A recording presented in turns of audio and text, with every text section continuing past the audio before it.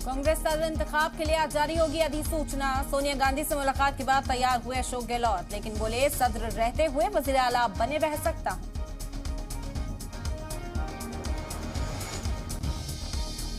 UNO में पाकिस्तान को भारत का करारा जवाब। का पाकिस्तान में हजारों अक़लियत तबके के लोगों के साथ ज्यादती हो रही है, खवातीन और बच्चों को परेशान किया जा रहा है।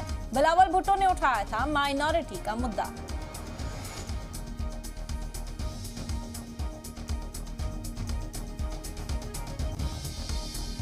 अमेरिका में वजीर खारजा जयशंकर की खरी भारत का सुरक्षा परिषद का स्थायी सदस्य न होना दुनिया के लिए ठीक नहीं। बोले भारत और चीन के अच्छे रिश्ते बहुत जरूरी।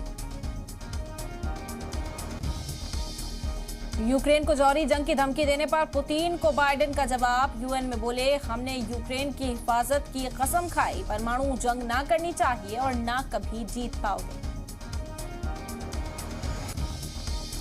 ज्ञानवापी श्रृंगार गौरी केस में जिला जज की अदालत में होगी पहली समाअत। मुस्लिम फरीक ने दलीलों के लिए मांगा 8 हफ्ते का वक्त। इस मामले पर दोनों फरीक में हो सकती है तीखी बहस। बरेली में जुटे उलेमा ने जारी किया 20 पॉइंट का प्लान। लव जिहाद, मॉब लिंचिंग और टेरर फंडिंग जैसे मामलों के नाम पर मुसलमानों को डराया जा रहा है। जो पार्टी मुस्लिम समाज के लिए करेगी काम, उसको मिलेगा साथ। हिजाब बैन पर सुप्रीम कोर्ट में कर्नाटक सरकार की दलील। हिजाब इस्लाम का जरूरी अमल नहीं, दूसरा फरीक भी आज दे सकता है अपना जवाब।